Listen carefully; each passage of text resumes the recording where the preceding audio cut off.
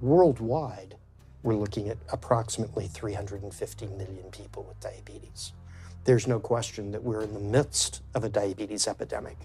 Right now, 1 in 3 Medicare dollars is spent in the care of people with diabetes. 1 in 10 total healthcare dollars is spent on people with diabetes. There's no question that this is a major problem. What in particular is the correlation with the diet and diabetes? I'm not going to get into that. Into diet? No.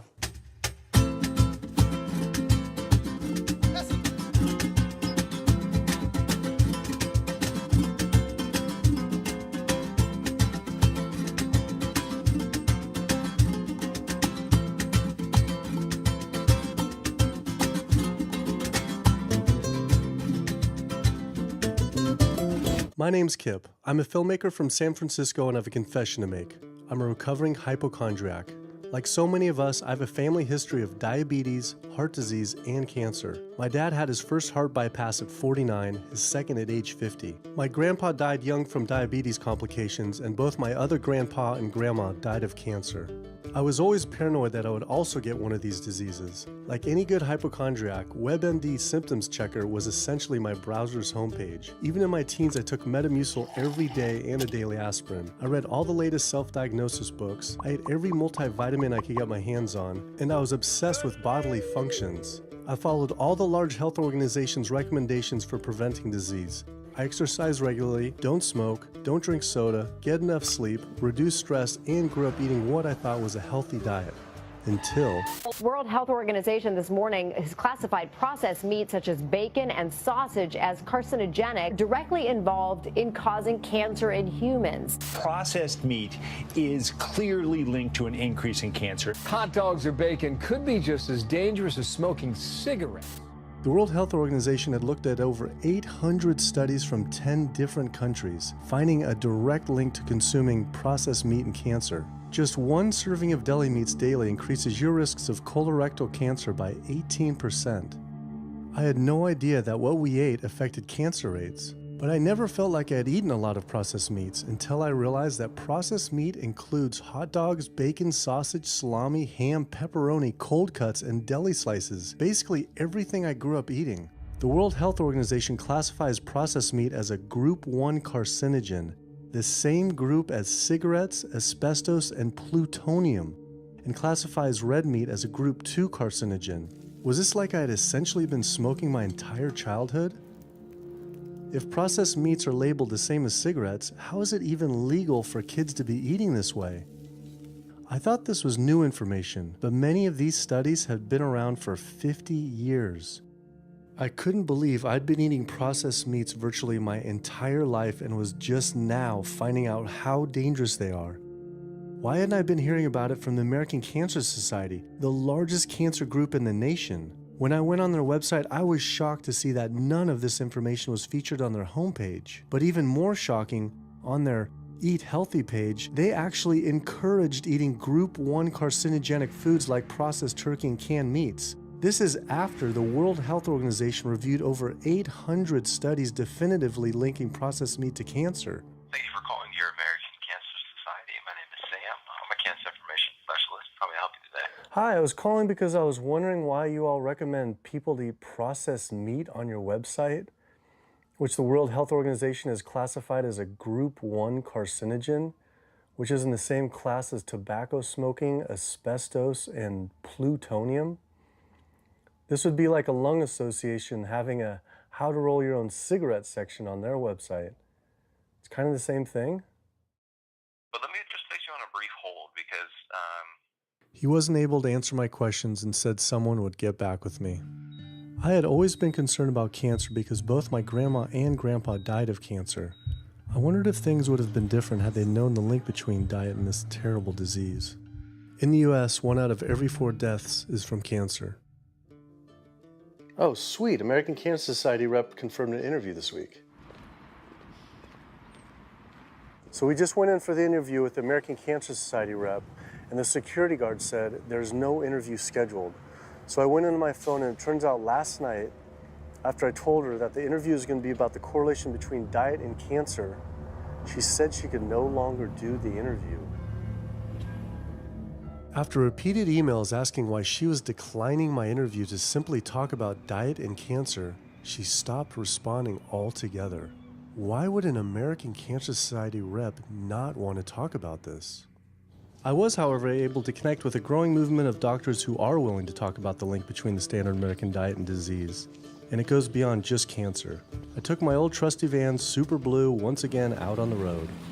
2/3 of adults are now overweight or obese, and we have an epidemic cascade of debilitating disease that's overcoming the country. There's no way we can sustain the current style of care with the epidemic that we're creating with our diet and lifestyle choices. The diabetes, the arthritis, the heart disease, the dementia, the obesity, the cancers are affecting about 70% of deaths. All the data is that those 70% of deaths and morbidity are largely lifestyle related and preventable. Most kids by age 10 in the U.S. already have fatty streaks in their arteries, the first stage of atherosclerosis leading to heart attacks, strokes. Here in American medicine, we operate from the disease model. We are in the business of treating sick people. We are not in the business of trying to prevent people from becoming sick. When you look at chronic disease risk, all the things that we walk around worrying about, actually dietary choices trump smoking when it comes to those risks. If I could deliver one message to the researchers who are looking for the cause of diabetes and the cause of clogged arteries and the cause of high blood pressure and the cause of obesity, I would tell them the answer's in 3 words. It's the food. It's what Americans are eating. Today, with 2/3 of Americans being overweight, clearly there's a food issue. In the next 25 years, 1 out of every 3 Americans will have diabetes. My name's Michael Abdallah. I'm from Atlanta, Georgia, and unfortunately I was diagnosed about 10 years ago with diabetes, and 8 years ago I had 2 stents put in. I don't know where to go, I don't know what to do. You're just like out of options and you don't know what to do. You're taking medicine, you listen to this doctor, and the cardiologist says take this, and the endocrinologist says take that. Then your general practitioner doctor says you don't know what's going on here. And it's a real challenging thing, and it's something that you don't want to get it. You just don't want to get it. Government and media almost exclusively blame lack of exercise and sugary foods as a cause of diabetes. But I wanted to talk with an actual expert on the role of diet and diabetes. I went to speak with premier physician, diabetes expert, and researcher, Dr. Neil Barnard. What role does sugar play in causing diabetes? It drives me crazy. Diabetes is not and never was caused by eating a high carbohydrate diet, and it's not caused by eating sugar. The cause of diabetes is a diet that builds up the amount of fat into the blood. I'm talking about a typical meat-based, animal-based diet. You can look into the muscle cells of the human body and you find that they're building up tiny particles of fat that's causing insulin resistance. What that means is the sugar that is naturally from the foods that you're eating can't get into the cells where it belongs. It builds up in the blood, and that's diabetes. I had never heard that meat was associated with causing diabetes. We had always been told that sugar or obesity caused it. Renowned weight loss bariatric surgeon Dr. Garth Davis, though, agreed. Everyone thinks that you get diabetic because of carbs. They did a huge study in that EPIC study, 500,000 people. Carbs consumption was inversely related with diabetes. In other words, the more carbs someone ate, the less diabetes they had. But meat was strongly correlated. Get that aha moment. The starches, the carbs are good for you. They're not bad for you. This idea that carbs make you fat is utterly ridiculous. Carbs cannot make you fat in and of themselves. We have storage in our muscles and in our liver for carbs called glycogen. So when we eat carbs, we either store it or we burn it. Now, eat fat, that goes straight to your fat. Your body can't turn those carbs into fat unless you're really overdoing the calories. Obesity, it's a death sentence. You are at much higher risk of getting cancer. You're almost certainly going to get diabetes. I mean, no one wants to fat shame, and we all want everybody to be comfortable with our bodies, but this movement to be comfortable with our bodies has made us comfortable with being sick, and that's a huge problem. I go into the hospital and I look around me, people on dialysis, all these sick people, and just about every disease in there is because of what people are eating. Here's the thing. If I eat a sugary cookie, The sugar lures you in like the Trojan horse, but waiting inside that cookie is a huge load of butter or shortening, and that's what fattens you up, and that's the part that leads to the diabetes. It's the fatty foods, not really so much the sugar. It's not that sugar is good for you. There's no nutrients in it. It's excess calories. But when you eat sugar, you don't get inflammation right away. When you eat sugar, you're not getting plaques forming in your vessels. When you're eating sugar, your body's going to store most of it as glycogen or burn it as calories. And so this focus on sugar has taken all the focus off meat, dairy, eggs, pork, turkey, chicken. People need to understand, if their child gets diabetes, you've just taken 19 years off their lifespan. We're talking life and death. I realized there was so much more about diet and disease that I hadn't ever learned. It felt as if this information had been practically withheld. Processed meat causes cancer. Sugar doesn't cause diabetes. I had doubt about the claims these doctors were making, so I did some searching on my own. Harvard researchers looked at 9 prospective studies finding that just one serving of processed meat per day increased risk of developing diabetes by 51%. The link between eating meat and developing diabetes became undeniable. But when I went on the leading diabetes organization's website, the American Diabetes Association, not only did they not have this information front and center, they were featuring recipes for red and processed meat. And on their recipes for healthy living, they had bacon-wrapped shrimp? What the hell? All right, send an email to American Diabetes Association, see if they'll get back to us. As destructive as diabetes is, it pales in comparison to heart disease. Over 17 million people die every year from cardiovascular disease. It is the leading cause of death around the world. Nearly 1 out of every 3 people will die from this disease. The amount of people who die from cardiovascular disease is the equivalent of 4 jumbo jets crashing every single hour, every single day, every single year. My name is Amy Resnick, and I'm from Swampscott, Massachusetts, a little bit north of Boston. And I recently went to my doctor for asthma because I had a very hard time breathing. And while there, she did some blood work, and one of the tests was C-reactive protein, and on a scale there was a scale of 1 to 3, 1 being low for cardiac event, 3 being high for cardiac event, and my number was 10.82. What does that mean? That means I am on the road for a heart attack, and she said probably within the next 30 days. 30 days? 30 days, if I'm going the way I was going. I take this for my heart arrhythmia, take this for pain, oxycodone for pain, and lorazepam for stress, cyclobenzaprine for a muscle relaxer. Also take Topamax and Prozac. And I also use a CPAP machine to help me breathe. And my asthma has been so bad this past year, I use it during the day as well to get some air. I am tired when I wake up. I'm tired during the day. I take a nap. I'm still tired. I can't breathe. And I know I need to make a change for my health, or else I'm not going to be here for my family. When we speak of heart disease, I would say the role of alcohol is pretty small. The role of sugar is very small too. Smoking is big, but the good news is that most people have quit or never did smoke. The problem with animal-based diet, its contribution to heart disease is huge and it is pervasive.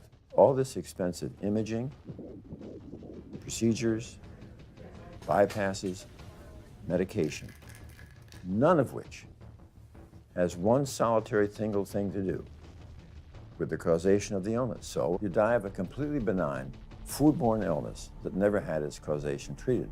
When we eat these kind of dead meat bacteria toxins, within minutes, you get this burst of inflammation within your system such that you basically paralyze your arteries. You get this stiffening of the arteries, their inability to relax normally in half. So it's not like decades down the road eating unhealthy, there'll be some damage. No, we're talking damage right then and there within minutes of it going into our mouth. Many people are given the diagnosis of Alzheimer's disease when it's not true Alzheimer's at all. The vast majority of people suffer dementia due to their tiny blood vessels in their brain clogging up. up and their nerve cells being shortchanged of oxygenated blood. And guess where that blood vessel dementia comes from? Those little tiny arteries are clogging up from that steady stream of fat, cholesterol, etc. It's really quite clear from the standpoint of cancer and the standpoint of cardiovascular disease that animal protein plays an enormous role.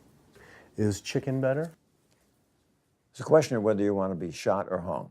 The flesh food that I would eliminate from the American diet would be poultry, would be turkey and chicken. A brilliant advertising campaign has convinced people that, oh, it's white meat, it's healthier. The leading source of sodium in the American diet for adult is chicken. It can be labeled all natural chicken, but be injected with the salt water, having up to 800 milligrams of sodium. Heterocyclic amines are clear-cut carcinogens, and they can form in any kind of meat as it's heated, as it's cooked.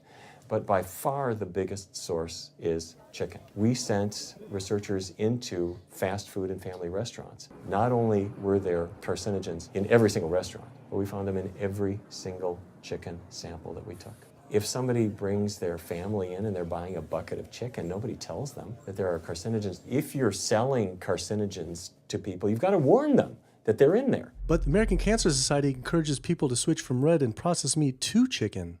Why would the American Cancer Society tell people to switch from eating one carcinogenic food to another when a Harvard University study showed that men with prostate cancer who eat large amounts of chicken increased their risk of the disease progressing 4 times? The number one dietary source in America of cholesterol is chicken because of the volume of chicken. You know, chicken's become grilled chicken and organic chicken. It's machismo, but it has nearly as much cholesterol per gram as red beef. So just on sheer volume, it's the number one source. Yeah, eggs being close behind. I'd never really thought about eggs much. I just thought of them as a standard part of a healthy diet. But then I found a study suggesting that eating just 1 egg a day can be as bad as smoking 5 cigarettes per day for life expectancy.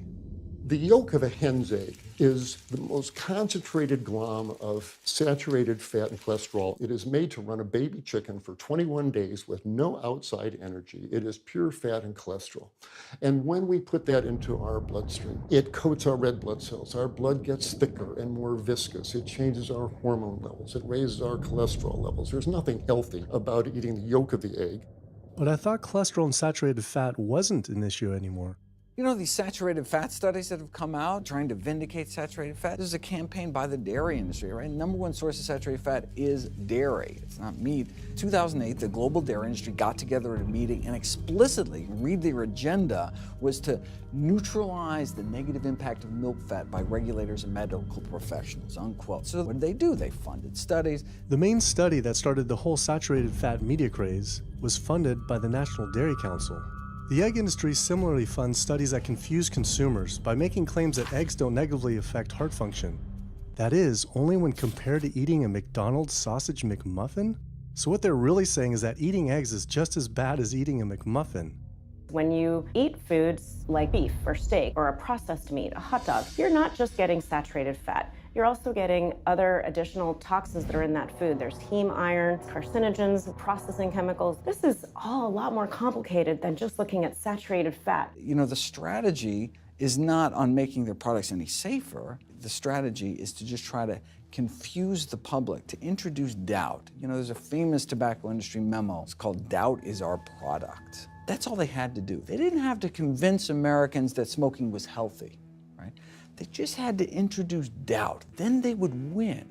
If there's just enough controversy, people kind of throw up their hands, I don't know what to eat. Confusion is their game. I really don't think people thought what they ate led to heart disease. They think, oh, it's genetic, my parents had it. And I don't think people really think that what they ate led to diabetes. I think, oh, my parents had it, I was gonna get it. And certainly cancer, they don't think that way. People have bad lifestyles that they've inherited environmentally. They've been exposed to a certain way of eating and living that they've carried on into their adulthood, passed on to their children. That is why they go on to develop the same diseases that their parents and grandparents may have had before them. But it is not inevitable. Even if you have a genetic predisposition, doesn't mean it's going to necessarily manifest. And what determines whether it manifests or not may be those epigenetic variables, the things that you can control, the environmental factors, the dietary factors, the lifestyle factors. So we can actually change the expression of genes, tumor-suppressing genes, tumor-activating genes, by what we eat, what we put into our body. So, you know, even if you've been dealt a bad genetic deck, you can still reshuffle it with diet. I had always thought that I would develop heart disease at a young age because both my dad and grandpa had heart attacks. I was taught that they were genetic, but their heart attacks probably had less to do with genes and more to do with their diets high in meat. That's why when I went on the American Heart Association's Heart Healthy Recipes page, I could not believe they had an entire section on beef recipes. This was just like the American Cancer Society encouraging eating Group 1 carcinogens on their site. Meatloaf, pork loin, steak on your recipe list? Are you kidding me? It's like this menu is trying to give people heart attacks. At your website, we noticed Heart Healthy Recipes, and we were kind of bewildered by why there's a bunch of recipes on, a whole section on beef recipes, and there's also a section on egg recipes when there's such a strong link between beef, red meat, and heart disease. I honestly don't know because I don't do that, I guess. That's not what I do. Another organization rep that wasn't able to answer my questions, but he said that he'd have someone get in touch shortly. I was, however, able to talk to the president of the American College of Cardiology, Dr. Kim Williams. So the American College of Cardiology is a 47,000 member and growing organization with a dedicated mission to reduce heart disease and to improve patients' lives. And if you look at the incidence of hypertension and diabetes and mortality in men, they actually get reduced as you go higher and higher in terms of how much you restrict animal products. What about fish? So fish is a little different. You've got the 4 worries, which is PCBs, mercury, saturated fat, and cholesterol. And the cholesterol is all over the place. You can hit tuna in water, that'll be almost less than a glass of milk, to salmon or tilapia, which is higher than a pork chop. If you look objectively at fish, what you find is they've become essentially mercury sponges. And that's why in many parts of the country they warn you, don't have more than so many of these fish a week because it's getting too much mercury can kill you. Fish are eaten by bigger fish who are eaten by bigger fish, and these pesticides and herbicides bioaccumulate in the fish flesh. And these big fish, including the salmon, which people think is the healthiest fish, truth is the amount of pesticides and herbicides in the flesh of these fish are shocking, and they have estrogenic and cancer-promoting properties in them. They'll say, well, but don't sardines have less concentration of toxic waste product than other ones? Something being less toxic doesn't make it healthy. It just makes it less toxic. Farmed fish is by no means healthier. All the antibiotics that these animals have to be fed, similar to chickens and turkeys kept in confinement. These fish get infections. They get fungal infections, they get bacterial infections. You've got to feed them antifungals, antibiotics, and these substances accumulate in the fish flesh as well. I always knew that pollution was bad for our health, but I had never thought about the environmental pollutants affecting food. Dioxins, being the most toxic man-made chemicals known to science, cause all sorts of things. They cause endometriosis, they cause cancers, they cause endocrine disruption problems. Most of your exposure, 93% of it, comes from eating meat and dairy products because it climbs up in the food chain so effectively. So you can get exposed to living near these incinerators and breathing it, but it'll take you 14 years to breathe in as much dioxin as a cow will ingest by eating the grass in one day. And that dioxin will accumulate in its fat, which includes the milk and the meat, and anyone eating meat or dairy products is going to get that dose of dioxin, so it climbs up the food chain every step. Men have no way in their bodies to get rid of dioxins, but women have 2 ways. They're both involving having a baby. One is that dioxin crosses the placenta into the growing infant, and the other is that it comes out from the breast milk. So if you have a meat and dairy consuming mother breastfeeding that infant, then the highest impacts of toxic exposure like mercury and dioxins will go to that infant. Pregnant women are told, certain types of fish should be avoided. But what about all these other animal products which are introducing, imagine as the fetus is developing, introducing these very harmful toxins which create reproductive abnormalities, developmental problems, and hormonal issues right as the child is developing, the most critical stage of development. It does make you worry when people say, don't you want to have a little bit of milk because you're pregnant? Don't you want to have some fish because you're pregnant? Who do you think is going to get the chemicals that are in that? All these environmental toxins and toxins from the feed that they're being fed accumulate in their tissues and are released into the mother and unfortunately to the child when you eat these products when you're pregnant. So this includes antibiotics, hormones, steroids in animal feed. Commercial animals are largely fed GMO corn and soy, which are very laden in pesticides. PCBs have been banned since the 70s, but they persist in the environment. Dioxins, all of these compounds can create hormonal, reproductive, developmental damage as well. Eating organic beef, poultry, pork, or fish will not help you avoid contaminants like mercury, like dioxins, like strontium-90, because they fall out over all sorts of farm fields and water bodies, and they don't skip over the organic fields. And so really the contaminants are coming in regardless of how these animals are raised. I had always been concerned about the possible health impacts of GMOs, but then found out that most of the world's GMO crops are actually consumed by livestock, with dairy cows consuming the most per animal. This fact, with everything I'd learned about bioaccumulation, made dairy terrifying, especially considering how much cheese I ate in my life. Cheese is an amazing product when you think about it. It's probably one of the single best foods at compromising health that you're going to actually feed to people. Think about it. You've got an animal product, so you've got all the issues of biological concentration. You have a highly processed food product, and not only does it have naturally a lot of saturated fat, but you put a lot of salt into it. There's a strong link between dairy foods and autoimmune diseases, and so that can show itself up as excessive production of mucus and exacerbation of asthma in kids who are prone to that, and even adults. And also there's an association between dairy foods and multiple sclerosis and type 1 diabetes, which is an autoimmune disease, and other rheumatologic problems. Cow's milk is baby calf growth fluid. That's what the stuff is. There's absolutely no child or human on earth who actually needs the milk of a cow any more than they need the milk of a giraffe or a mouse. Most people in the world are lactose intolerant. I mean, that's the normal state of affairs. Why would your body create this enzyme to digest lactose after weaning, after infancy? It doesn't make any sense. 73% of African Americans are lactose intolerant, 95% of Asians, roughly 70% of Native Americans, and about 53% of Hispanic Americans are lactose intolerant. Our government is encouraging Americans of color to eat foods that it knows is going to make them ill. Ultimately, what that boils down to is the government is telling me as an African American to eat food that's going to make me ill for no health benefit so that it will benefit dairy farmers. That's a form of institutionalized racism. Yeah, milk is a risky food for human consumption. As a pediatrician, I see on a daily basis children suffering from conditions that are linked or associated to dairy consumption, such as eczema, acne, constipation, acid reflux, iron deficiency, anemia.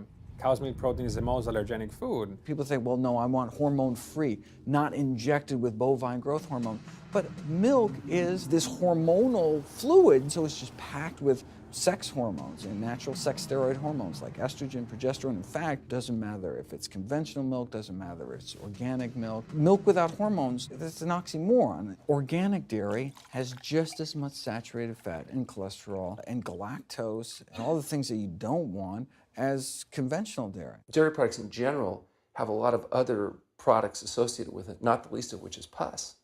I mean, they actually have laws limiting how much pus you can actually have in a milk and still sell it. I believe it's like 750,000 pus cells per cc. Because, I mean, you wouldn't want too much pus and it'd be like pure pus. People might object. In fact, you could think of cheese as kind of coagulated cow pus, if you would. But I was always told that we need milk for strong bones.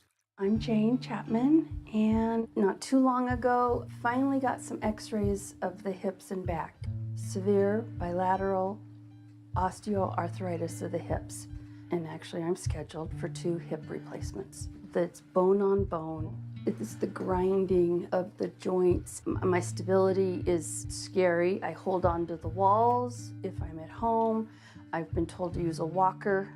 I'm only 61. This is not how you're supposed to live when you're this old.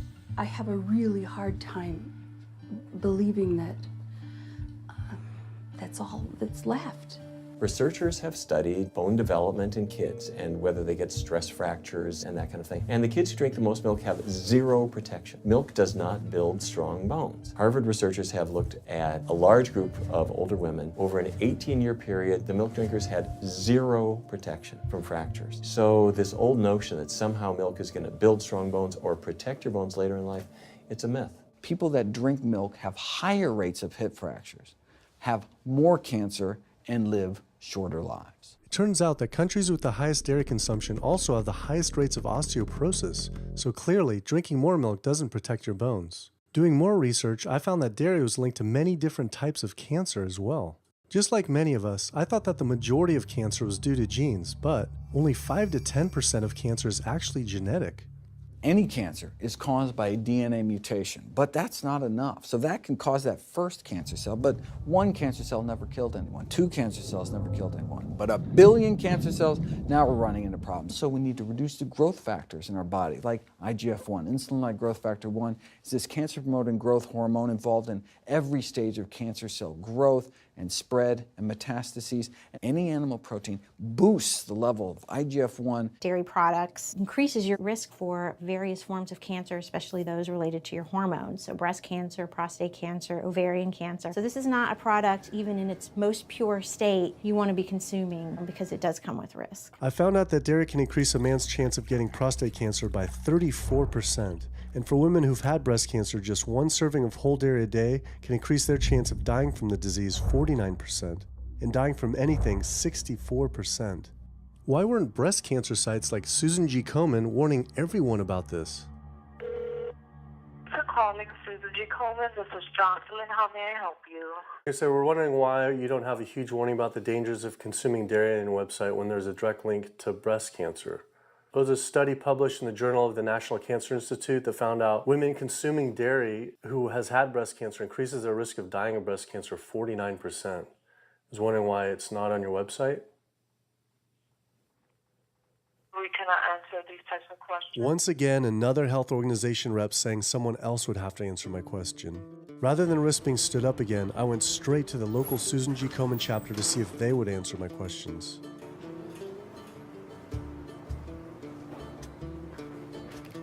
They didn't want to answer my questions in person either, and told us to stop filming, but promised they would connect me to the national office directly. Susan G. Komen's Pink Ribbon campaign had done a lot to raise awareness for breast cancer, although it was confusing to see pink ribbons on dairy yogurt containers. Breast cancer can be prevented with a healthy diet and lifestyle, but we're not. We're talking about pink ribbons and putting all the money into research for the cure. I, for one, know that I would want my daughter, my mother, me, I want to focus on not getting to that point, and that's where I would like to see more energy and effort put. I had been a hardcore cheeseaholic virtually my entire life, despite the risks, but like so many others, I seem to have been addicted to it.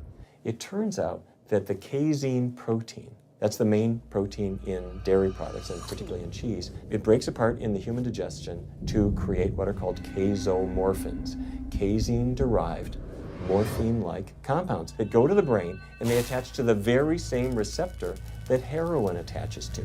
Don't get me wrong, they're not as strong as that, but they are strong enough to make you come back again and again and again, despite the fact that you're gaining weight, you're more unhealthy than you've ever been, but that cheese just calls out to people. Casomorphin may play a role in SIDS, and sudden infant death syndrome, may play a role in autism. This is one of the reasons why we don't want infants drinking milk from cows. Human breast milk has 2.7 grams of casein per liter, compared to 26 grams per liter for cow's milk. That's practically 10 times more. No wonder it's so addictive. This talk about addiction made me think about all the drugs animals are fed. I went to the headquarters of the Center for Food and Safety, the nation's leading FDA government watchdog group, to see how concerned we need to be about drugs in our food. So that we know of, there are at least 450 different drugs that are administered to animals, either alone or in combination. These drugs are given to animals for a variety of reasons, very, very few of which are actually beneficial to consumer health. We've got drug companies that work real hard to make sure they can sell lots of drugs to people raising cows, pigs, and chickens. The pharmaceutical industry sells 80% of all the antibiotics that it makes in the United States to animal agriculture. Antibiotic residues are found in meat, other antimicrobials are found in meat, there has been ractopamine found in meat, there's been hormones found in meat. So right there you're talking about 4 different drugs. It could be, in the same piece of meat.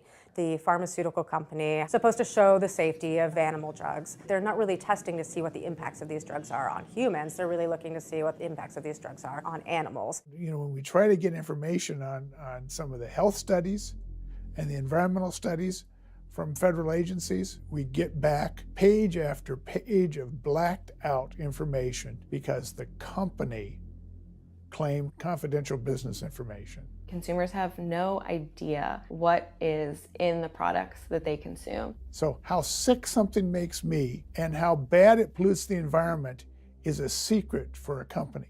In the animal agriculture industry, as in the tobacco industry, these companies really have a vested interest in making sure that the public doesn't have information about their effects and what risks are really posed to consuming them. You have this system where animals are living in their own waste, they're living next to animals that are sick or even dead, and they're stuck in cages with these animals. The bacteria tends to spread, so that the pathogens that are being created in these filthy conditions are breeding resistance to antibiotics, and the public are becoming exposed to those. We already have people dying from salmonella and other things that you eat. We're having about 3,000 people die every year in the United States. That's more than the number of people that were killed in 9/11 in the Twin Towers in New York. If we had some terrorist organization killing 3,000 people a year, we would be all over it. The antibiotic-resistant bacteria deaths that we have, on top of that, you get 20,000 people dying a year. That's 7 9/11s every year. Can you imagine if that many people were being killed by some terrorist group in the United States every year? We would find them. You know, the World Health Organization has said we're nearing a post-antibiotic era in medicine. You'll be at risk in minor surgery to have a fatal infection. You'll be at risk going to the dentist if you have a tooth extracted. Or it'll be like Civil War medicine. You get an infection in your leg and you cut your leg off. So you have this very dangerous situation. By crowding these animals in, they become a perfect engine for generating a new flu virus that can come out into the community. If you lived near a swine spray field, not even the CAFO, but the waste disposal field, you were 3 times more likely to have a MRSA infection. You can't see how it impacts the average person's life in Duplin County, North Carolina, and not be a little upset about it. From an environmental standpoint, from a community standpoint, from all other aspects, North Carolina, we're in a state of emergency. We've already had bouts of swine flu, or H1N1 as they prefer to refer to it. That particular swine flu incident was originated on a farm here in North Carolina. There's approximately the same number of hogs in North Carolina as there are people. Between 8 to 10 times the amount of feces is produced by a hog, an adult hog, as compared to an adult human. 10 million pigs in North Carolina produce the waste equal to 100 million humans.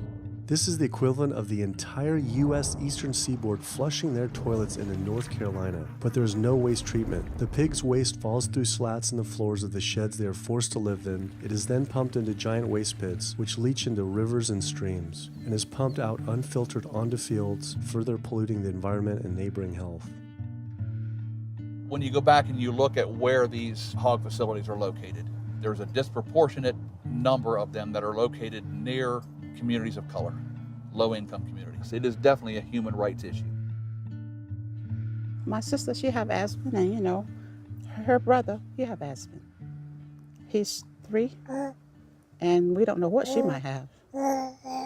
I have asthma, I have sinus, I have sarcoidosis, that's the bacteria, and I have a pacemaker, which is 6 sinus syndrome. But you know, mostly everybody in this neighborhood got asthma or either cancer. My neighbor there died from cancer probably just last year. My nephew down the street, he's got cancer. He's in terminal cancer, stage 4. He's not a smoker, not a drinker. And it's not in his lungs. It's in his lymph nodes. But see, if you live here and saw the way they do, you wouldn't eat no pork. Well, I don't eat bacon because I know where it comes from.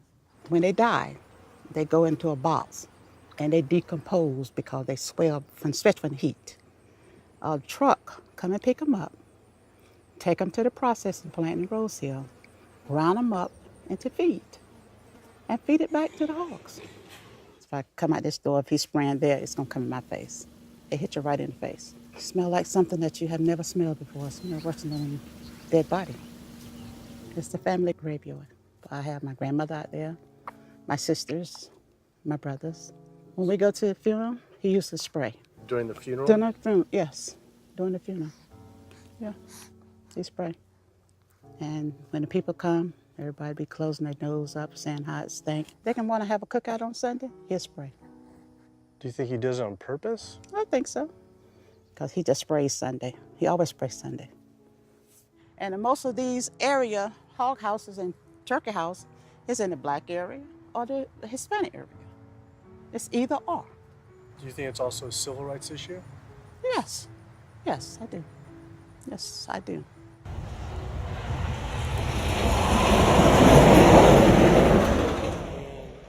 There have been times in the past that I have gotten ready on the Sunday, gotten ready to go to church and come out, and the smell was so strong that I had to go back and regroup because it got in my clothes and I just couldn't go to church smelling like hogs, you know. I just couldn't do it. So I don't think the government cares. They care more about cooperation than do people, individuals. And they're going to keep on, they're going to put more chickens in this state. This is the feast season. You're in capital of the world right here in North Carolina. My state, look, there's a blue line stream right here come into my property almost, and the Contentney Creek right here. I've seen that blue line stream now filled with feces and urine from that hog pen, and they can say, well, we feed the world. They're not interested in feeding the world. They're interested in making money. You take the money away from them, they'll let the folks starve. Because if you want to feed the world, you can feed the world with more corn, using corn and wheat and stuff like that, and you can meat. Meat is a luxury item. When we're doing things that hurt other people, we're wrong. But a lot of good people will sit there and eat bacon knowing that it's causing someone else to be very unhappy. I woke up the next morning to find the Burden River had experienced another massive fish kill from the pollution running off hog farms. Tens of thousands of fish were washing up on shore. All this talk about health, I realized that I was only focused on personal health. But health started to mean so much more to me. It was about health of my family and our communities. I couldn't under good conscience support an industry that I knew was harming others. Pollution from animal agriculture isn't just an issue in North Carolina, though. Raising animals for food produces more greenhouse gases than the entire transportation sector. It is a leading cause of rainforest destruction, species extinction, ocean dead zones, and freshwater consumption.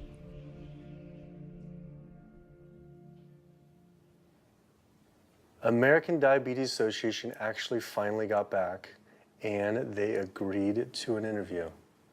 Preparing for their American Diabetes Association interview, I took a look at their diabetes diet and meal plan recommendations, and they were loaded with foods associated with causing diabetes.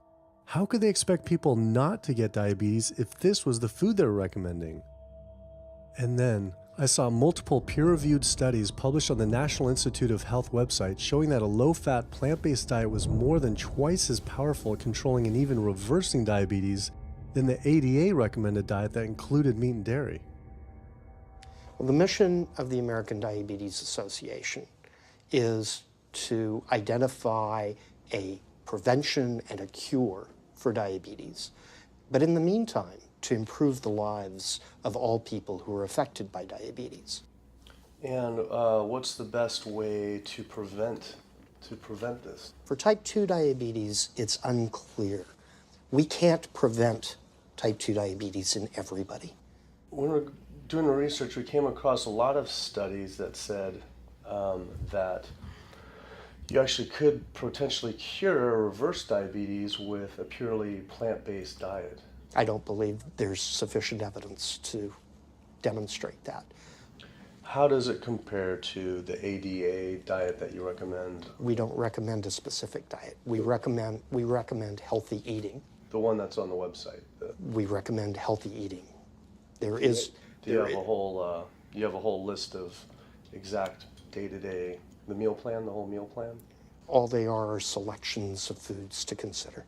We do not have a diabetes diet. But with that selections, that you consider that plan compared to a plant-based plan? No one's done that study. We found actually some studies, that a 74-week study found that low-fat vegan diet versus the ADA plan in type 2 I diabetes. think we're done here.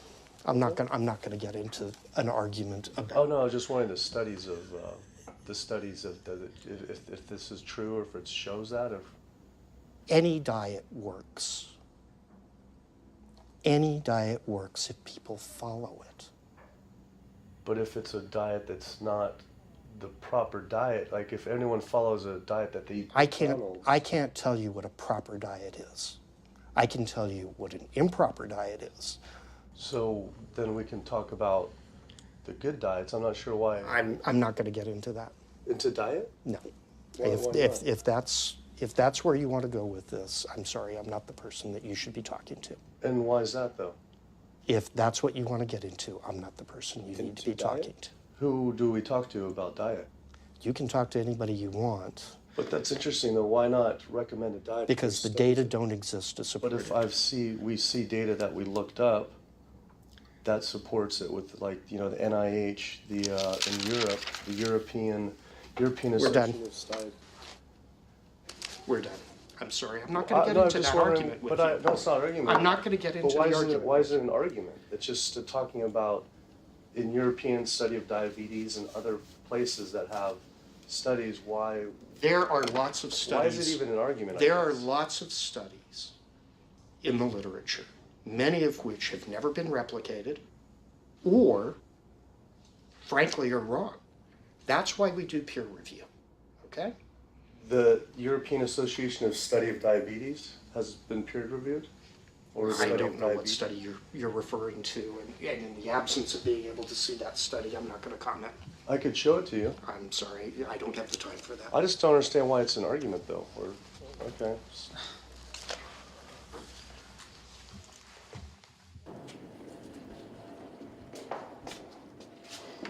That was interesting. What he wanted to talk about was people living longer with diabetes. But once you mention eliminating diabetes or prevention, oh, whoa, now you cross the line. Prevention and cure, whoa, let's not go there. Not only did Dr. Ratner, the chief medical officer of the American Diabetes Association, not want to talk about diet, but the fact that he had such an emotional reaction to my question made it feel I was digging into something that he didn't want uncovered. I had always thought there was no prevention for type 1 diabetes, but then I did research and came across countless studies referencing the link between exposure to dairy at a young age and type 1 diabetes. I mean, this is a food made for baby cows. Cow milk protein gets into the bloodstream, and the body says, hey, this isn't supposed to be in the bloodstream. It makes antibodies to the cow milk protein, which then attack the pancreas and destroy the pancreas. How is this possible that ADA wouldn't have this forefront on their website? Why wouldn't they be warning all parents about this even if there were only a slight chance? Why were they recommending people to actually eat these foods linked to diabetes? It seemed all of the large health organizations were encouraging people to eat the very foods linked to the diseases they're supposed to be fighting against. American Heart Association promoting beef, American Cancer Society promoting processed meat, pink ribbons on dairy products, and bacon-wrapped shrimp on American Diabetes Association. And then it all came together. What if?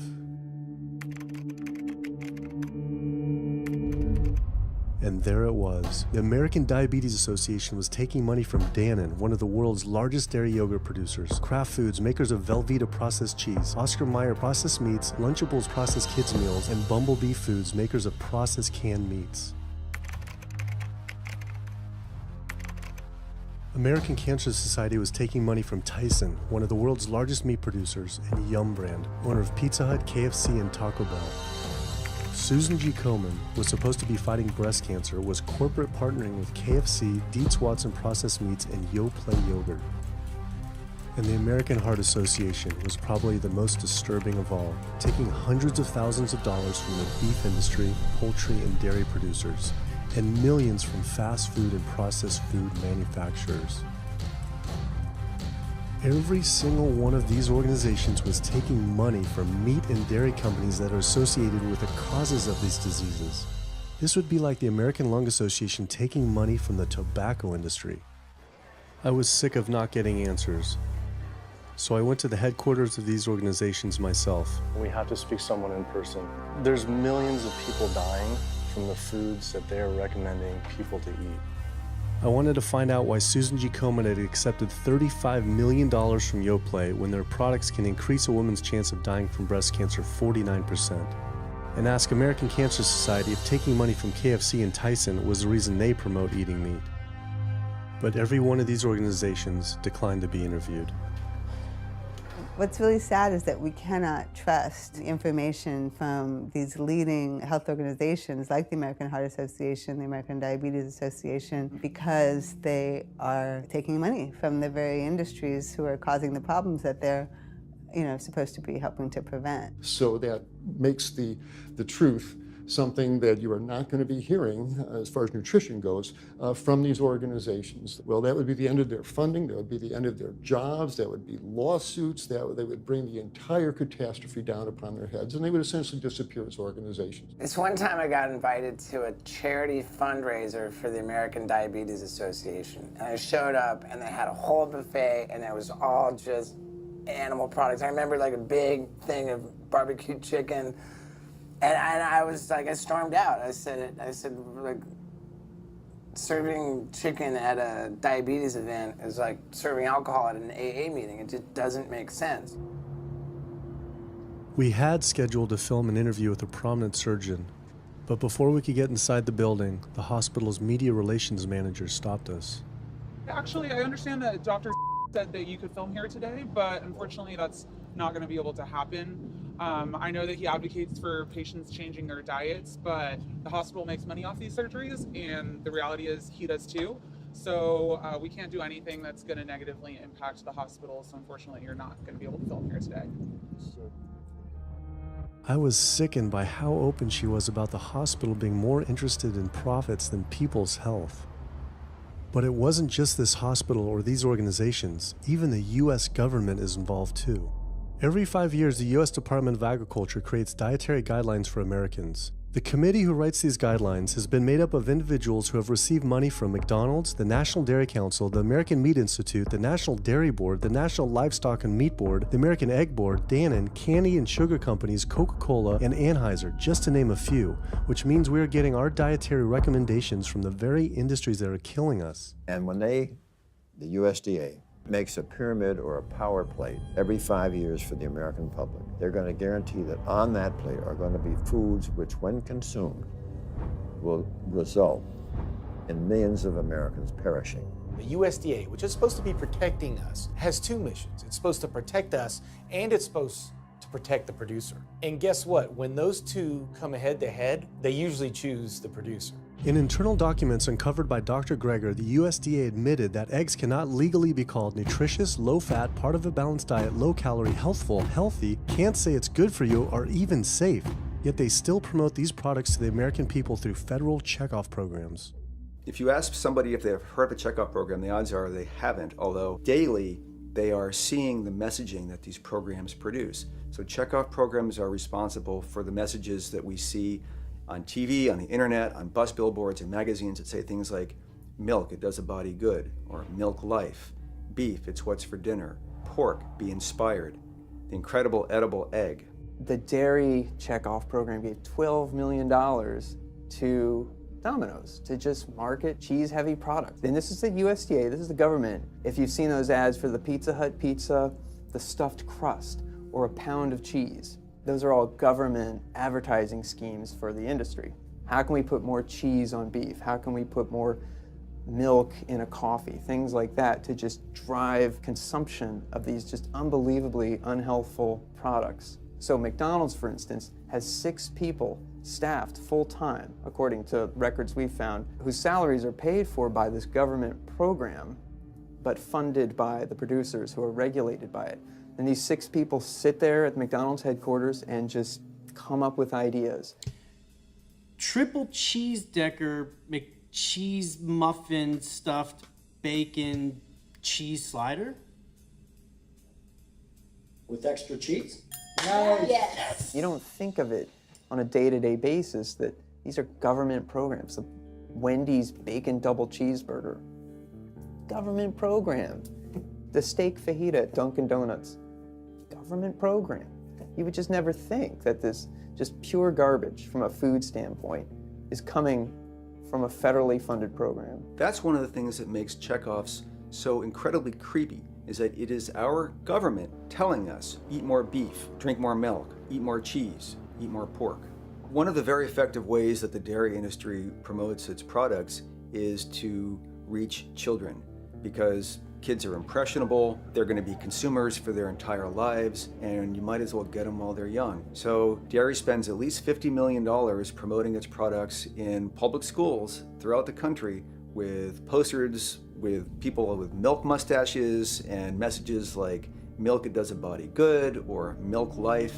Targeting young people, right? The tobacco industry had to keep replacing their customers who are dying with new customers. The meat industry knows they have to target young people. That's why we have these foods in schools and marketing messages at a younger and younger age for kids to get hooked on all the wrong kinds of foods. So there's all kinds of parallels. School districts where processed meats are all over the place. Maybe it's going to be bacon on the menu, sausage, hot dogs, or pepperoni pizza. Any of those things are processed meats, and those are pretty much the worst of the worst with a direct link to colon cancer. And yet you have every day in the schools meal items with processed meats. If the Surgeon General puts warning labels on tobacco because of their cancer risk, why aren't the same warning labels on meat?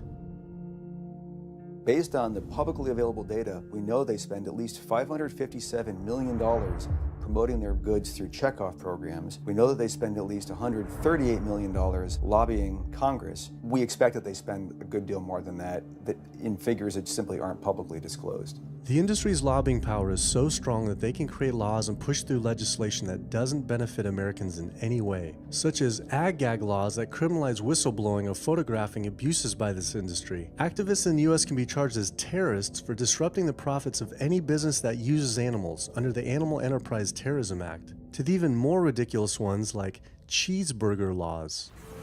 A cheeseburger law is a law that says a plaintiff cannot recover against a manufacturer, distributor, or retailer on the theory that the food made the plaintiff obese or caused an obesity-related disease. Cheeseburger laws are a direct response to a problem that the tobacco industry has had. Big Tobacco has paid $400 billion to state Medicaid programs. Cheeseburger laws proponents say, we don't want to see the same kind of thing happen to the meat and dairy industries. The fact that these laws are based on a model template called the Common Sense Consumption Act is actually ironic, because what they're saying is, you, the consumer, should have the common sense to know that our food is bad for you. I've often typified the meat industry to people who maybe don't understand its power and reach as it's got all the money of big tobacco and big pharma, and it has the personality of the National Rifle Association. So any little thing that comes up, man, they beat it to death. Robert Martin wasn't exaggerating. When the profits of the egg industry were threatened by egg alternative company Hampton Creek Foods, extremely disturbing emails were uncovered by Ryan Shapiro and Jeffrey Light. We uncovered documents demonstrating the American Egg Board considers Hampton Creek, quote, a crisis and major threat to the future of the American egg industry. The American Egg Board considers a successful egg replacer company to be such a threat that they joke on their government email addresses about murdering the CEO. In internal government emails with the heads of the egg industry, they suggest having the CEO of Hampton Creek, Josh Tetrick, murdered, including a menacing email from the executive director of the American Egg Board.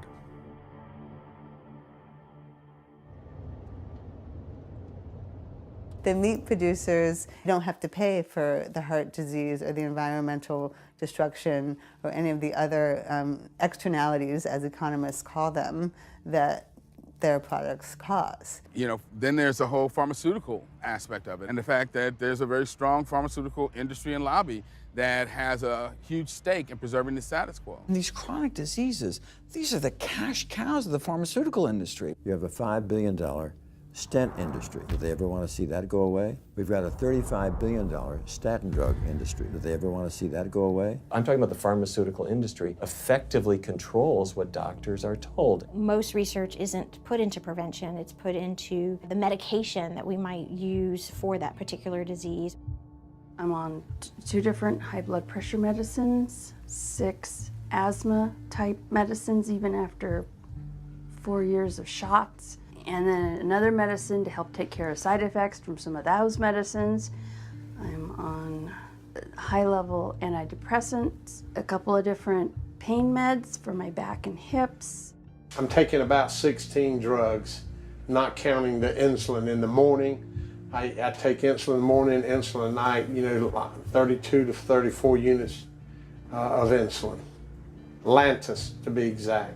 Some of these meds are for diabetes. This is for peeing. I have to use this for my prostate, and then I have to use this for the heart, and I have to use this for blood pressure. And it's just on and on and on and on. The doctors are telling me this is what I've got to do for my whole life, and it's frustrating, and it's very stressful, and I don't know how long my liver is going to last taking all this stuff. Under conventional medical treatment, whether it be for autoimmune disease or even conditions like high blood pressure or diabetes, you're told that you have to take drugs. And not just for a week or a month or a year. You're told you have to take drugs forever. You're guaranteed that if you follow your doctor's advice, you'll be sick forever. You'll never get well. That's the guarantee. Because the strategies are all about manipulating the symptoms, not dealing with the underlying cause. You come in with that diagnosis, you get a bunch of pills that have nothing to do with the disease causation, or you get these procedures that have nothing to do with disease causation. It's a deception to say this pill will help you unclog your arteries, this one will save you from a stroke. No, it doesn't. The people who take the statins, etc., they still get their heart attacks, they still get their strokes. This does not reverse disease. This does not make plaques smaller. This is a fraud of massive proportions. In the US, treating chronic disease such as heart disease, cancer, and diabetes is a $1.5 trillion industry. That's the GDP equivalent of the 10th richest country in the world. I went back and dug deeper into the health organization's funding, and there it was again. These organizations were accepting millions of dollars from pharmaceutical companies that are making billions of dollars from the very same diseases these health groups are supposedly trying to end. It seemed like a major conflict of interest, unless ending these diseases isn't really the goal.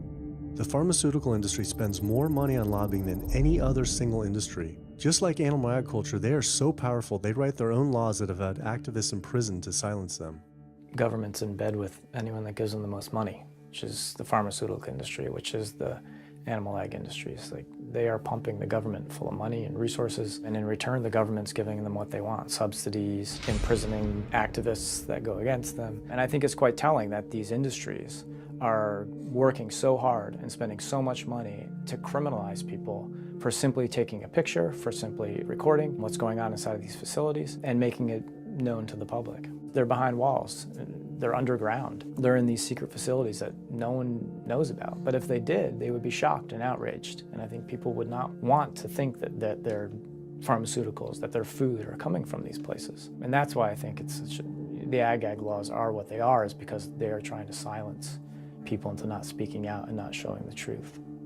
I finally realized how deep the collusion truly is between government and these industries, and how dangerous it could be to expose them. These concerns intensified after meeting the USDA whistleblower who revealed mad cow disease in the US meat supply. USDA operates like the military. So when I got on TV and that, right away USDA sent out memos to all the veterinarians and food inspectors. If anybody from the media ever contacts you, do not talk to them. Refer them to Washington, D.C., and we will talk to them. So right away, shut up everybody. American public should be very concerned about this, what's going on with USDA. Here in the United States, we have at least 4 cases of mad cow disease, but I'm almost positive there's more cases than that, but the government isn't looking for it. So what you're saying is that there could be already mad cow disease in humans. Right, and I think a lot of it was misdiagnosed. With the Alzheimer's or dementia, it takes several years, you see the progression, but to make it easier, these doctors just sign off on it as dementia or Alzheimer's without actually taking a biopsy of the brain to see if it's that, or is it actually a prion disease like Creutzfeldt-Jakob disease or mad cow disease. Do you think it's safe to eat meat? I personally don't think it's safe to eat it because of the fact how the line speeds are increasing, and also our inspectors are not well trained enough. At the present time, the line speed now is going about 220 cows an hour. That gives you about somewhere around 4 cows per minute, so that's 15 seconds per cow. These dangerous slaughter speeds means that animal waste ends up everywhere. Testing shows 88% of pork chops are contaminated with fecal bacteria, 90% of ground beef, and 95% of chicken breast sample contain animal waste bacteria. There is nothing clean about eating this way. But it just isn't waste, it's also pus-filled infections. You can see there's a bump or some kind of abscess underneath the hide. Most of the time when the hide's pulled off, Either that will open up the abscess and the pus will come out, or if it's deep-seated, when the inspectors are doing their work or the company employees, they might stick their knife into an abscess and it explodes all over the place. I had heard enough. I was utterly disgusted by the corruption, the greed, the disease, and the abuse I was learning about. The very animals we were killing us and the planet. But so many people eat meat and dairy every day of their lives, and we are so concerned about getting enough protein. Do we have to eat meat to get complete protein? Oh my God. You want me to jump off this building, don't you? Well, first of all protein is made by plants. I'll state that again for the record. All protein is initially made by plants, all of it.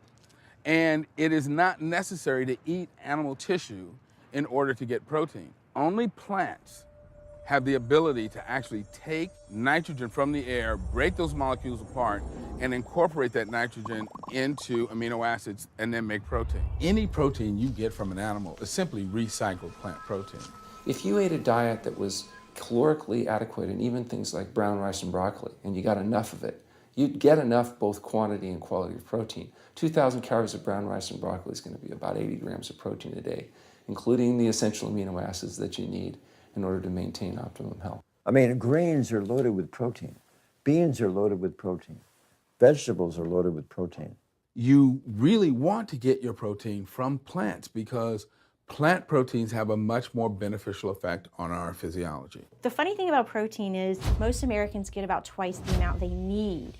Most Americans get less than half the amount of fiber they need. But the conversation tends to always be about protein. So in my mind, it's just this magical marketing campaign that protein has taken on over the decades. The question is not where do you get your protein, it's where do you get your fiber?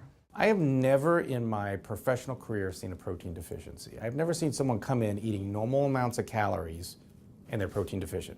You just don't see that. So human milk has the lowest protein content ever in any species ever tested. I mean, that's the fluid that's been designed by evolution over millions of years. And that's just like the perfect food for human babies, right? Perfect food, lowest protein content any other mammal. And so it gives a sense of kind of protein requirements for anything. So look, then rat milk, ape milk, donkey milk, any milk has ever been tested. And you hear this a lot in bodybuilders. They're like, well, I need, chicken, or I need fish to be, to be strong, to build muscle tissue.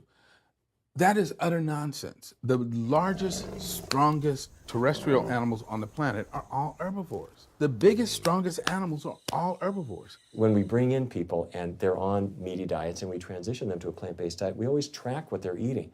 Their vitamin intake goes up. Their nutrition overall goes up, dramatically better. And these same people might worry in advance, will I get the nutrition that I need on a plant-based diet? The fact is, you're not getting the nutrition you need on a meat-based diet, and you're going to get dramatically better nutrition on a plant-based diet. For an average-sized guy like myself, I need about 56 grams of protein a day. That's optimum. Probably I really need 30 to 40 grams a day. Diets that are really high in these protein create diabetes, create heart disease, create cancer, create the diseases that I'm treating on a daily basis. But this is the opposite of what all the high-protein diet fads say. The food you eat determines the bacteria that live in your gut. Well, you eat animal flesh every day. You are summoning up bacteria that eat carnitine, and those bacteria will turn that carnitine into a molecule called trimethylamine. Your liver then turns that into trimethylamine oxide. That's a molecule from hell. That molecule drives cholesterol into the artery walls. And the people who are consuming this flesh-based diet are contributing to plaque building up. They may lose weight on this diet, and that's good. But what's happening inside your arteries, paleo friends? What's happening is that plaque is building up, and these are the folks who drop dead at the gym at 39. Boy, he was lean and he looked really good. But where is that cholesterol going? It's going into your artery walls. So I believe these paleo folks are setting themselves up for an epidemic of clogged arteries, colon cancers, autoimmune diseases. This is not a healthy diet. We are not carnivorous apes. Humans' closest living relatives are chimps, who get 97% of their calories from plants and the remaining 3% mostly from insects. Comparing the anatomy of true omnivores like bears, who eat both meat and plants, to frugivores like primates, who eat almost exclusively plants, the differences are pretty clear. Frugivore teeth have flat molars for chewing plants, where omnivore teeth are serrated for stabbing and tearing flesh. Frugivore jaws can move forward and back and side to side. Omnivore jaws cannot. Omnivores have much stronger stomach acid for digesting meat compared to less acidic stomach acid of frugivores. The intestines of frugivores is 9 times their body length compared to 3 times for omnivores. This is because meat will putrefy in the gut unless it is moved through quickly. If humans were indeed true omnivores, we would need to change our physiology and appearance quite a lot. But we fit every requirement of a frugivore. We may behave like omnivores, but anatomically, we're frugivores. Human beings, unlike bears and raccoons, and to some extent dogs, don't have that mixed anatomy and physiology that you see in the true omnivores, and thus we are not true omnivores. In humans, the canines have become really small and rounded and actually function like accessory incisors. They're utterly useless for ripping and tearing anything other than an envelope. So the idea that the mere presence of the canine somehow means that we're supposed to eat meat is silly. He was right. I always thought my canines were for meat, but what kind of animal could I actually kill and eat raw with these tiny teeth? The thought alone was disgusting.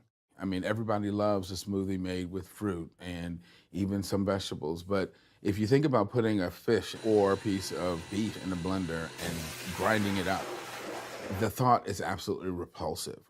All these diseases I had learned about were from eating a diet our body wasn't designed for. What would happen if we started eating a diet our body actually was designed for? The data is crystal clear that you can stop and reverse heart disease with plant-based diets.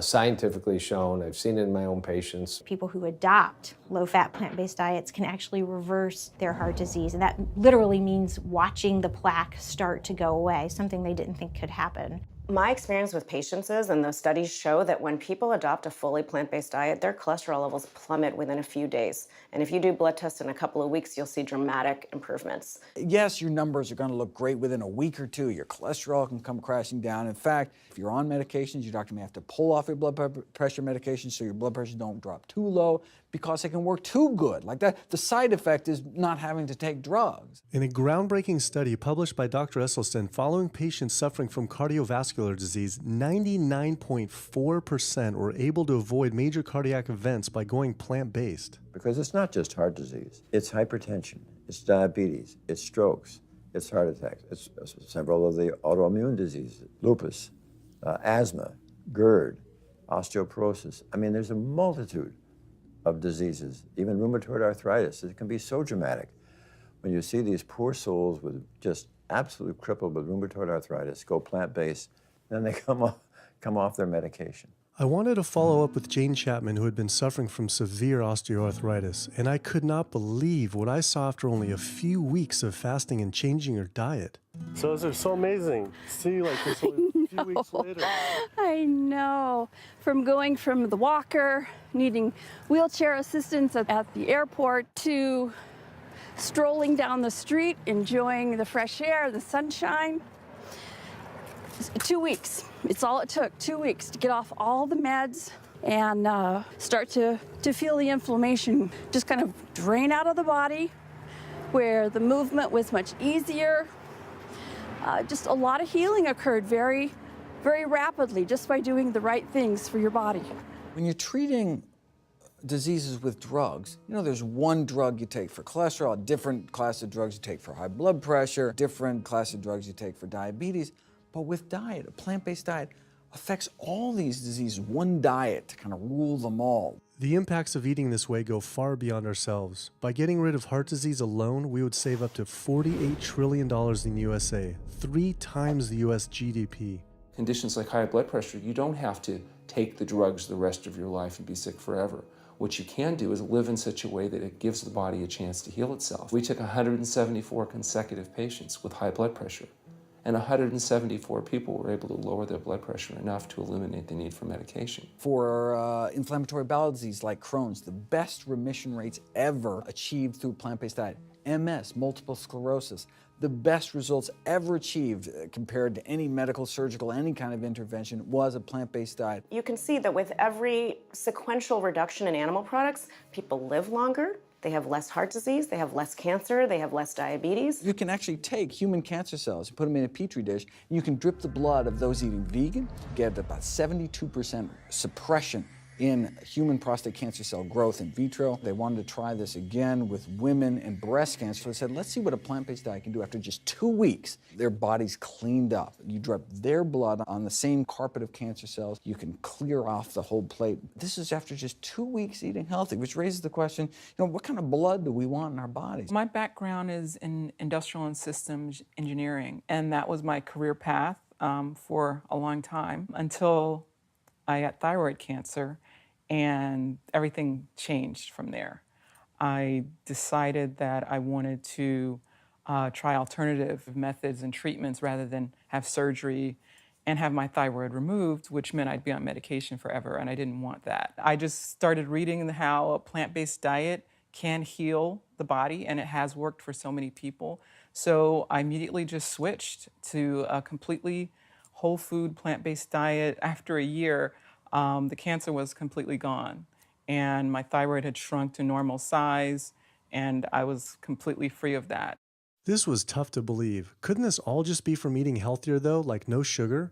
Turns out Dr. Walter Kempner from Duke University back in the 1940s was reversing some of our worst killer diseases with diet alone. And the diet he was using was not only strictly plant-based, but it was made up of white rice, fruit, and table sugar. And he was reversing diabetes, he was reversing malignant hypertension, reversing heart disease, the diabetic complications, reversing diabetic blindness. So these people basically had death sentences, went to him, and were given basically sugar, this horrible diet, but it was strictly plant-based. If this information had been around since the 1940s, why don't all doctors know this? We're not taught about the power of food in medical school. No one is taught that the changes that we make with our diet are probably the single most powerful thing we can do to determine our destiny. It trumps our genetics. Why isn't your doctor telling this?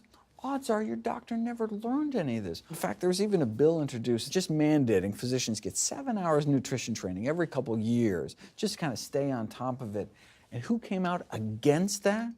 The California Medical Association. Even the family physicians, the surgeons, all the mainstream medical groups came out opposed. It's 7 hours, that's a lot, even if it's over 1 4-year period. So they're not just kind of neutral, but they're actually actively opposing nutrition education. Ironically, when patients come to doctors with questions, they assume that the doctor knows something about nutrition, and so it's kind of a double whammy that doctors haven't been taught much about nutrition.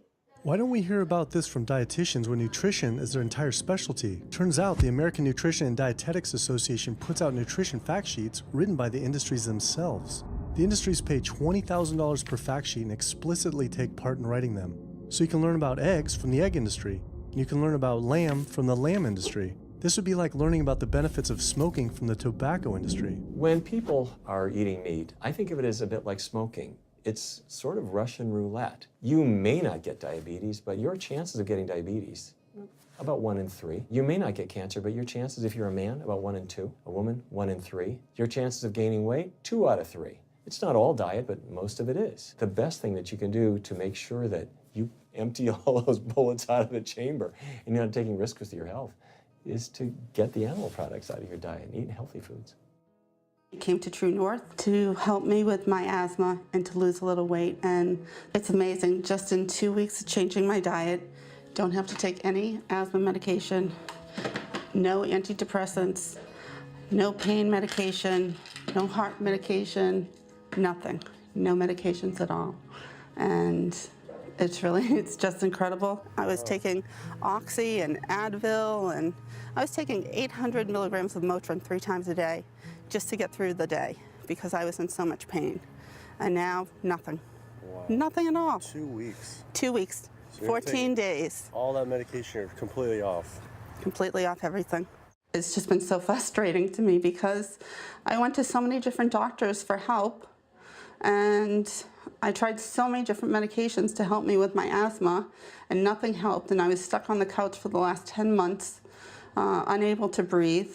And now in 2 weeks' time, 14 days, I'm off my medication, and I can breathe, and I feel good, and I can walk. My life has changed, and it only took 2 weeks of a whole plant-based diet.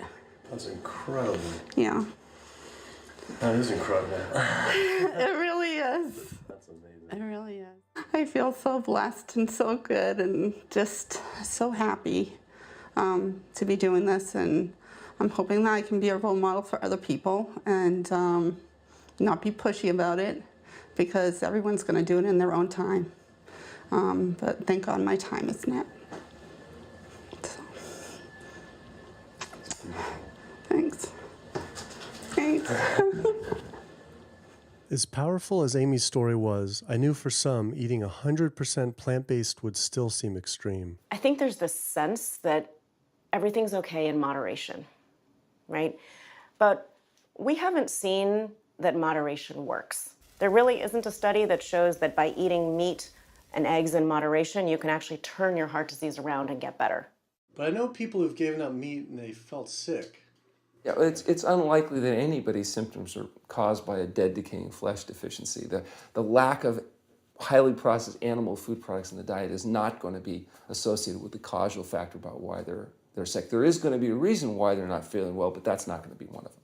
So I've had people go vegan and they come back to me and they're like, I'm hypothyroid and my doctor says I'm hypothyroid because plant-based diet makes you hypothyroid. I'm like, so what does your doctor tell all his meat eaters that are hypothyroid? Well, what's an animal flesh or dairy that you can't get in plant-based? Cholesterol, heterocyclic amines, E. coli. If you think about it, there is nothing in an animal-based diet that you can't get in healthier form somewhere else. The only other vitamin is vitamin B12. It's not made by plants, not made by animals either, made by little microbes that blanket the earth. So because the way we live in our sanitized world, unless you're eating bacteria-contaminated foods, we need to get a source of B12 from somewhere. And so the healthiest, cheapest, safest source is to get a vitamin B12 fortified food or vitamin B12 supplement, not to get it from meat and dairy. What about people who say they have to eat meat for their blood type or their genes? I mean, it's like I need meat because I'm a Capricorn, or I need meat because I have an A+ blood. I mean, it's like, what do you say? No one has to eat meat. I mean, there's no vitamin, mineral, nutrient that you can't get from non-animal sources. Valentine's Day, I decided to go vegan and give up all meat, which was never in my thoughts in a million years, but I've heard so much success from people that are vegan. And so I gave up all animal products whatsoever. I've lost 29 pounds. I've been able to cut my meds in half.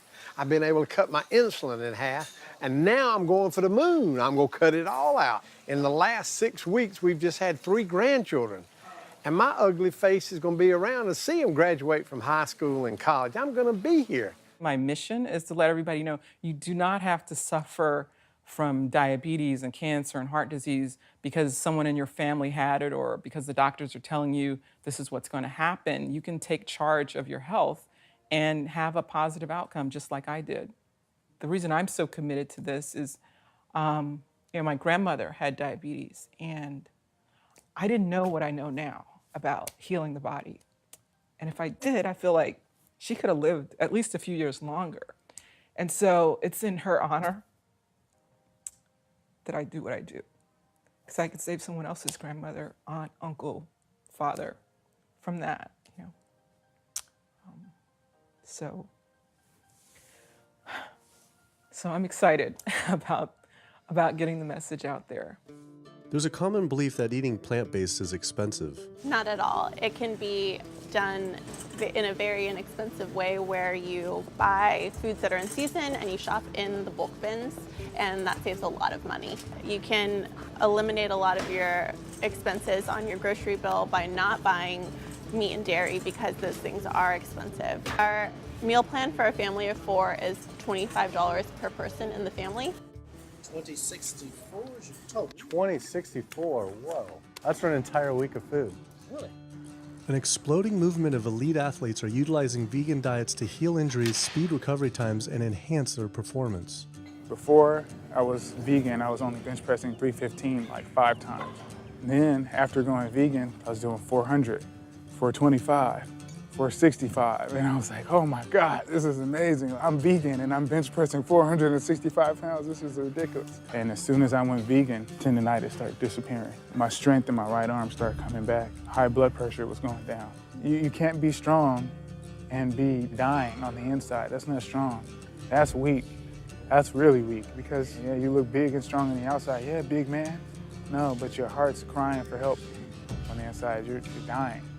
I'm a professional parkour athlete, a two-time world freerunning champion, and more recently I got into Ninja Warrior where I'm captain of Team Europe as we won USA versus the world. For something like Ninja Warrior and parkour specifically, you really need to have a good strength to body weight ratio. So I was carrying mass that I really didn't need. And when I went vegan, I lost 15, 20 pounds. I was more agile, I was more efficient, more stamina in my body. Just that extra bit of pop that I didn't have before, it just gave me that extra strength. So this is a very vibrant way to live. It can enhance you as an athlete. For me, 100% better athlete than I was before. It unlocked a whole new chapter of my training. The science is there, the health is there, the athletes are there proving that you don't need to eat dead animals to be strong, to be healthy.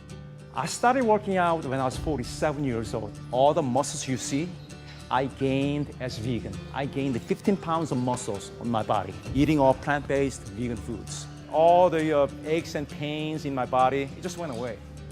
Because I'm not ingesting so many inflaming foods, the acidic foods that animal products are. Gorillas, rhinos, and elephants, they all get their muscles and strength from eating plants. That's what I do. I travel all around the world for my surfing, and I've always been able to eat vegan. I feel like if you want something, you can make it happen. I just don't make any excuses. I would never not be vegan now that I know all the benefits and now that I know how it feels to be vegan. Every aspect of my life has been improved by adopting this lifestyle. I feel better, I perform better athletically, I sleep better, my energy with my kids is better, my focus at work is better, everything is better. My skin cleared up, kept myself trim for 9 years now doing this. All I can tell you is that I felt and I continue to feel better than I ever felt before. My friend Jason Lester and I were the first people to do this challenge called Epic 5, which entailed doing 5 Ironmans on 5 Hawaiian islands in under a week. An Ironman is a 2.4-mile swim followed by a 112-mile bike and then running a marathon, 26.2 miles after that. So we did 5 of those in a row on 5 different islands in a little under a week. Yeah. You almost die? Yeah. Where'd you die? So I guess the famous question, where'd you get your protein in there? From plants. Like so many people, I was looking for excuses not to change my diet. But once I finally did, I felt liberated. Within days, I could feel the blood running through my veins with a new vitality. Within weeks, I felt a transformation throughout my entire body and mind. Not only could I survive on a purely plant-based vegan diet, I could thrive. I felt amazing. I competed in my first marathon in 6 years, training half the amount and beat my personal record by 23 minutes. Less than a month later, I did my first full Ironman. Although I could possibly get away with eating a little bit of meat and dairy without ill effects to my personal health, I could no longer willingly support an industry I knew was causing so much suffering to communities, families, and all life on the planet. A whole new world opened up. I felt whole again, connected to a greater sense of what true health is, and where true health doesn't end with me, but begins with us. If people adopted a plant-based diet, the changes we would see in our individual health, in our national health situation, and in this physical environmental world we live in would be so profound. I mean, today, you can say, I'm not going to eat that stuff anymore. It's one thing that I can do myself personally to make a difference. It will give you a greater sense of well-being and happiness when you know that, one, you're not destroying your health every time you sit down to eat, you're not promoting cruelty, and you're not damaging the earth. I don't want my gains to be at the detriment of the planet of other things. And yet I'm not weaker, I'm stronger. That's the beauty of it. When you're altruistic, when you make choices for the greater good of others, it comes around, benefits me as well. It benefits us all. Studies show that we can not only survive, but we can thrive. I just feel this is a great way to live, not harming other beings when we can be healthy and happier. I love it. It's a great life. I never thought that I could feel this good at this age, and I just want everybody to feel this way. I feel like a 20-year-old. I'm almost 50. Nothing tastes as good as healthy feels, basically. And so the choices that we make every single day, day in and day out, around our food, has the capacity to bring us true health and optimal wellness, not just individually, but collectively, as a species and for our planet. We're not going to live forever, but while we are alive, we can live well. And for me as a doctor, that's what I want to see. Where there's a will, there is a way. And I believe that.